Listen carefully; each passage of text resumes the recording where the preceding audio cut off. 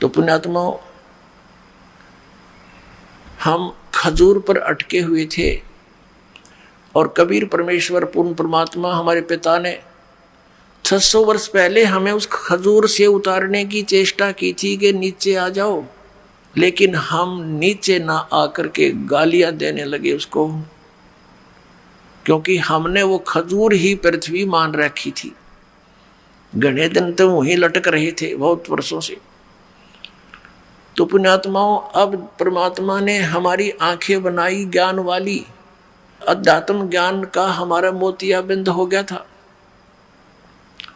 उस मोतियाबिंद के ऑपरेशन करने के लिए पहले तो आपको शिक्षा दी, फिर इस दास को ये दीक्षा दी और ये ज्ञान दिया कि अब ये दास सर्जन बना दिया आप सभी का अध्यात्म अज्ञान का, वो मोतियाबिंद का ऑपरेशन कर देगा और आपने साफ दिखाई देगा। आप सफल होगे, ज्ञान को समझेंगे। उसके लिए आप जी ने थोड़ा धैर्य रखना पड़ेगा, क्योंकि ये ज्ञान एक ही दिन में समझ में आने वाला नहीं है। 1-2 घंटे के सत्संग में आपको ये समझ में आने वाला नहीं है। लेकिन कहते हैं धीरे धीरे रे मना, और धीरे सब कुछ हो, माली सी चैसो घड़ा, समय आए फल हो। तो धीरे धीरे इसको सुनते रहना, आपको बहुत राहत मिलेगी, ज्ञान भी मिलेगा। तो प्रसंग चल रहा है कि एक तो दास ने यहाँ एक शब्द बोल दिया कि इन शंकराचार्यों और हमारे धर्मगुरुओं मंडलेश्वरों, इन महंतों संतों को तो ज्ञान होगा कहाँ। जिन भगवानों की ये पूजा दृढ़ करते हैं और कराते हैं, हमें बता रहे हैं ऐसा करो, उनको ज्ञान नहीं अध्यात्म। तो ये बात बड़ी खटके की है और बहुत बड़ा विवाद पैदा कर सकती है यदि दास इसका रिमोट, इसका स्विच नहीं दबाएगा। अर्थात आपको सच्चाई नहीं दिखाएगा तो आम व्यक्ति ने सोचेगा ये तो झूठ बोलता है रामपाल, और ये कोई बात हुई, ये कैसे कह दिया ब्रह्मा विष्णु महेश को ज्ञान नहीं। ये दास ने नहीं कह दिया, इनके इतिहास ने बता दिया, और दास ने इनका इतिहास जीवनी पढ़ ली और इन्हीं उन हमारे धर्मगुरुओं के द्वारा अनुवादित है। ये दास अनुवाद करता तो इन्होंने सोचा यो संस्कृत ना पढ़ रहा है, यो क्या अनुवाद करेगा, झूठ बोलता। जैसा कि हमारे भगवान के साथ इन्होंने किया था 600 वर्ष पहले। परम पूज्य कबीर परमेश्वर जी ने अपनी प्यारी आत्माओं को ये सत संदेश देने की चेष्टा की थी, लेकिन इन मोतियाबिंद वाले व्यक्तियों ने, इन अज्ञानी धर्मगुरुओं ने परमात्मा को ये कह करके हमसे दूर कर दिया, नकार दिया उसके ज्ञान को कि कबीर तो अशिक्षित है, ये संस्कृत भाषा पढ़ा नहीं, क्योंकि ये शूद्र जाति में रहता है, शूद्र जाति में पल रहा है। और इसको कौन पढ़ावे संस्कृत, क्योंकि ब्राह्मण के अतिरिक्त दूसरा संस्कृत पढ़ ही नहीं सकता था। और हमारे परमात्मा 600 वर्ष पहले कहा करते थे कि ये 3 देव की करते भक्ति, उनकी कदे ना हो मुक्ति। यह लड़ाई थी भगवान की परमात्मा कबीर जी के साथ। और यह अज्ञानी हमारे धर्म गुरुओं ने हमारे हिंदू धर्म के व्यक्तियों को, हमारे पूर्वजों को हमारे ही पिता के विरुद्ध कर दिया कि झूठा है, कपटी है, धर्म के विरुद्ध बोलता है, इसको मार डालो, काट दो। ऐसे सितम ढाए, लेकिन वो तो परमात्मा थे, उसका कुछ बिगाड़ नहीं सके, लेकिन मानने भी नहीं और मानने भी नहीं दिया। ऐसे ही परमात्मा उन मुल्ला और काजियों को कहा करते थे कि तुम मिसगाइड किए हुए हो। हजरत मोहम्मद जी ने ये बिस्मल करने की बात नहीं कही थी, तुम अपना मनमुखी ये मार्ग चला रहे हो, पाप का भागी बना रहे हो पूरे समाज को। परमात्मा कहा करते थे कि नबी मोहम्मद नमस्कार है, राम रसूल कहाया, 1,80,000 को सौगंध जिन नहीं कर चलाया। अरस कुरस पर अलह तकत है, खालिक बिन नहीं खाली, और वो पैगंबर पाक पुरुष थे साहिब के अब्दाली। फिर क्या बताया कि हम मोहम्मद को वहाँ ले गए, जैसे परमात्मा का विधान है, वेदों में वर्णित है परमात्मा ने 600 वर्ष पहले कबीर भगवान जी ने कहा था कि वेद मेरा भेद है, मैं मिलूं ना वेदन माही, और जोन वेद से मैं मिलूं वो वेद जानते नहीं।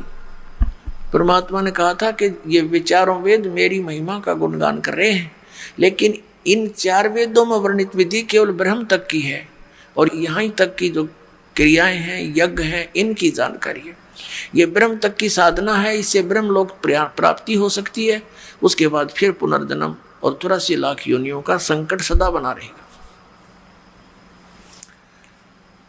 लेकिन उस सूक्ष्म वेद में जो मेरे पाने की विधि है, वो ये 4 वेद जानते नहीं। ये खुद कहते हैं हम नहीं जानते, तत्वदर्शी संत से पूछो।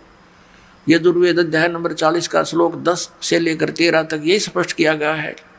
एक तो विद्वान और अविद्वान की परिभाषा बताई गई है, और एक ये बताया गया कि कोई तो परमात्मा को उत्पन्न होने वाला, जन्म लेने वाला साकार बताता है जो अवतार रूप में आता है, कोई निराकार बताता है। इसकी सही जानकारी तो तत्वदर्शी संत बताएगा, उनसे सुनो। ऐसे गीता जी अध्याय नंबर 4 के श्लोक नंबर 34 में कहा है कि उस तत्व ज्ञान को जो परमात्मा ने स्वयं आकर बताया है, उसको तू तत्वदर्शी संतों के पास जाकर समझ। उनको दंडोत प्रणाम करने से वो परमात्म तत्व को जानने वाले ज्ञानी महात्मा यानी तत्वदर्शी संत तुझे उस परमात्म तत्व का ज्ञान कराएंगे, परमात्मा का ज्ञान कराएंगे। तो इससे सिद्ध हो गया कि गीता ज्ञान दाता भी इनकम्प्लीट स्पिरिचुअल नॉलेज रखता है, अधूरा धार्मिक ज्ञान है, वो कंप्लीट नहीं है। वेद भी उन्हीं का, वेदों का सारांश ही श्रीमद् भगवत गीता है। तो इसे तो वो भी समझ सके। तो परमात्मा कहते हैं कि हम मोहम्मद को वहां ले गए, जैसे गुणों में लिखा भगवान क्या में कि वो अच्छी आत्माओं को मिलता है, उनको ज्ञान सुनाता है और अपना परिचय देता है, उसको सत भक्ति से परिचित कराता है।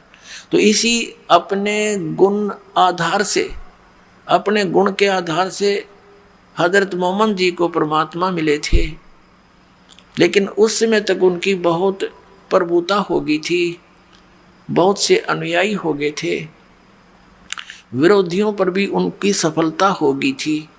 तो परमात्मा उनको मिले और दिखाया कि आप साधना इस काल भगवान तक की कर रहे हो।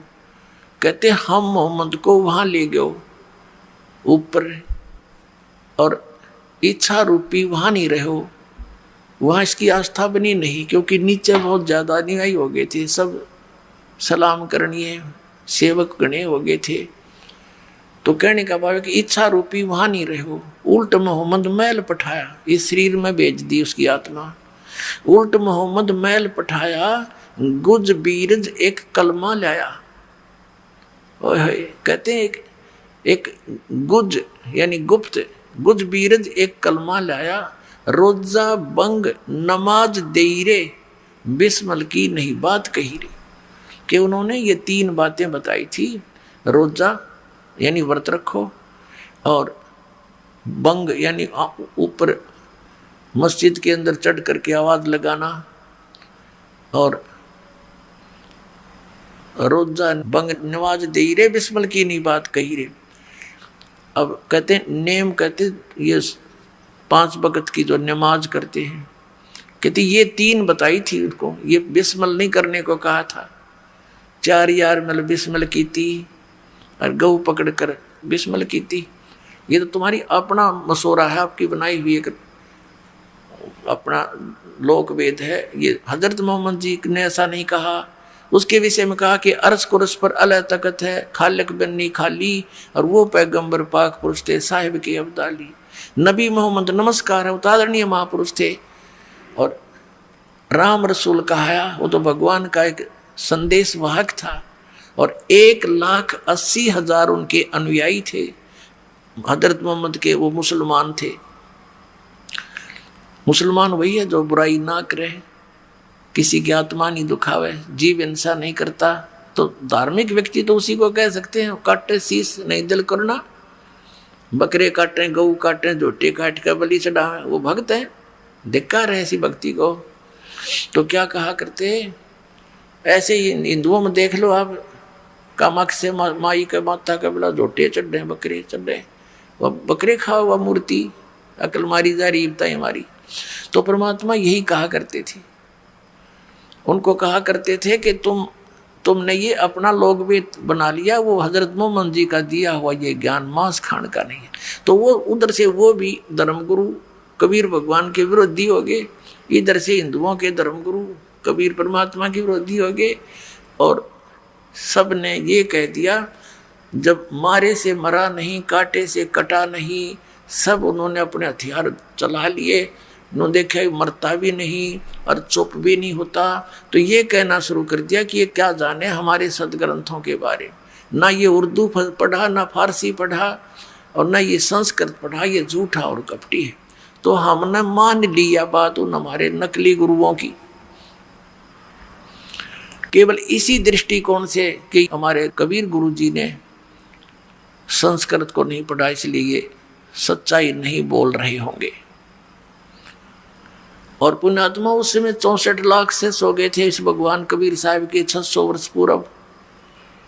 64 लाख से, जबकि पूरे भारतवर्ष की आबादी 4 करोड़ होगी। सन 1398 से सन 1518 तक रहे, इतिहास देख लेना। और उस समय भारतवर्ष कितना बड़ा था, अफगानिस्तान, बलोचिस्तान, पश्चिमी और पूर्वी पाकिस्तान, इराक, ईरान तक ये भारतवर्ष ही था। और उस समय 4 करोड़ आबादी मुश्किल तो होगी सारी, और 64 लाख से उस परम पिता के हुए थे। एक दिन में 1000 जगह प्रकट होकर के अपने बच्चों को ये तत्व ज्ञान सुनाया करते।